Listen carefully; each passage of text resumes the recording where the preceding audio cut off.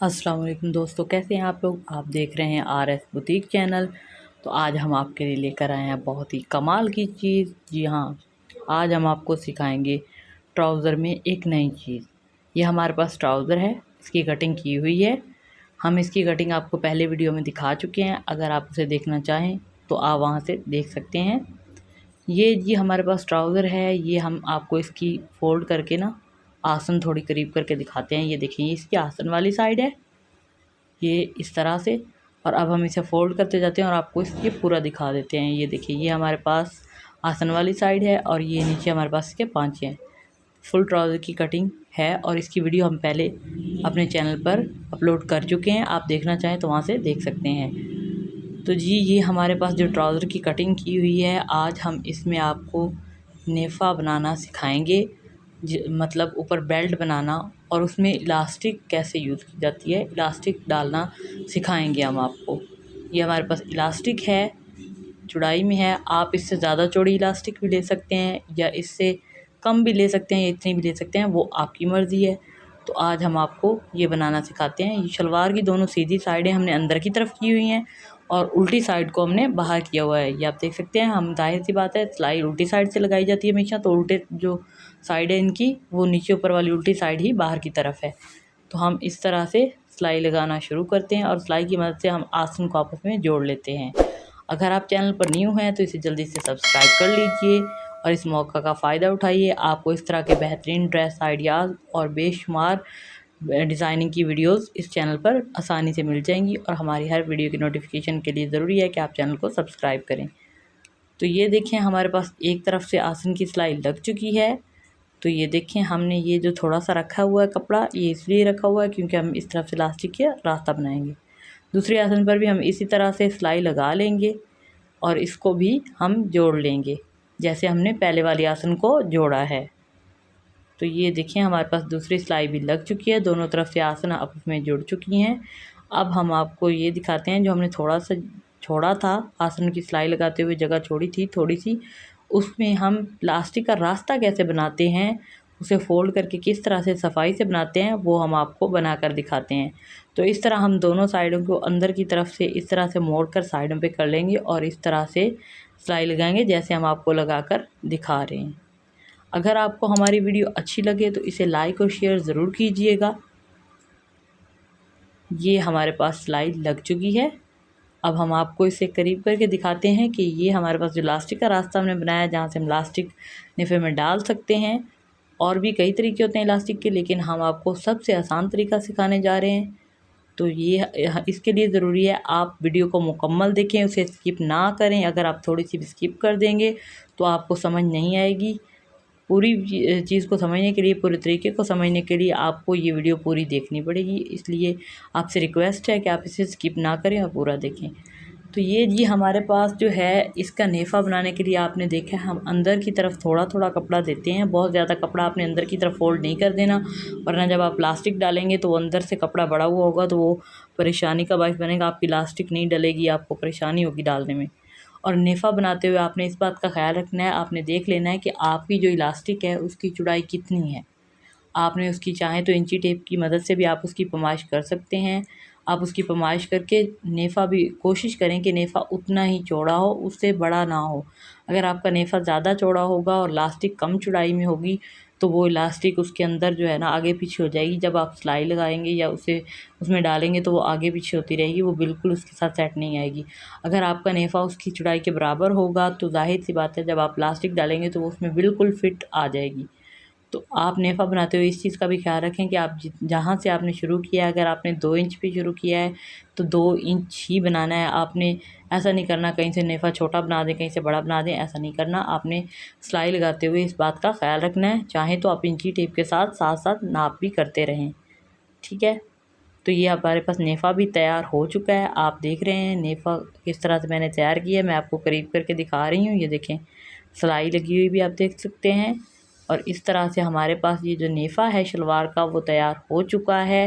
Elastic डालने के लिए बेल्ट तैयार हो चुका है। अब हम इसमें आपको इलास्टिक डालकर दिखाते हैं कि हम इलास्टिक किस तरह से डाल सकते हैं। ये मेरे पास इलास्टिक है और ये है मेरे पास स्टिक है। आप किसी भी चीज़ की मदद से डाल सकते हैं, मतलब आप हेयर पिन की मदद से या किसी और चीज़ की मदद से भी आप इलास्टिक डाल सकते हैं शलवार में। ज़रूरी नहीं कि आप स्टिक से डालें, मेरे पास स्टिक है तो मैं वो यूज़ कर रही हूँ।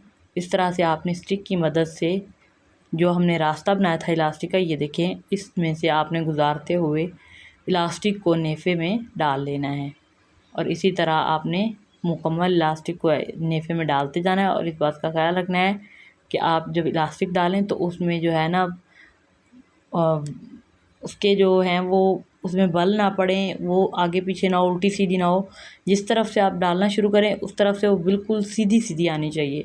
अगर आपकी इलास्टिक में इधर उधर बल पड़े हुए होंगे, वो मुकम्मल तौर पर सीधी सीधी नहीं होगी, तो जब आप इस पर सिलाई लगाएंगे या इसको सेट करेंगे तो वो सेट नहीं होगी। आप इलास्टिक सही तरीके से नहीं डली होगी तो वो आप ख़राब करेगी। आप देख सकते हैं मैंने एक तरफ से जैसे शुरू की है, इलास्टिक को बिल्कुल सीधा सीधा नेफे में डाला है।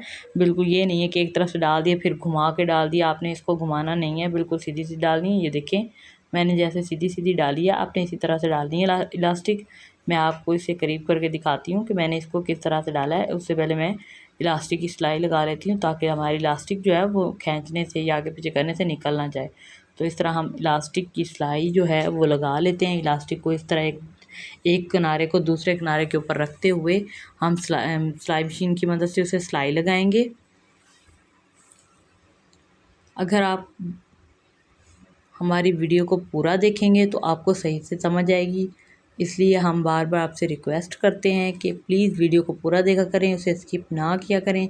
दरमियान में जब आप स्किप करके चले जाते हैं तो फिर आपको समझ नहीं आती और फिर लोगों के कमेंट्स आ रहे होते हैं, जी हमें तो ये समझ नहीं आई। और हम उन्हें दोबारा से यही रेकमेंड करते हैं कि आप दोबारा से वीडियो को देखें और मुकम्मल तौर पर देखें, उसे स्किप ना करें। और बाद में फिर उनका यही जवाब आता है, जी हमें समझ आ गई। तो आपसे रिक्वेस्ट है कि आप इसे पूरा देखें। ये हमारे पास इलास्टिक डल चुकी है। आपने इस तरह से इनके जो अंदर चुनट हैं उनको बराबर कर लेना है।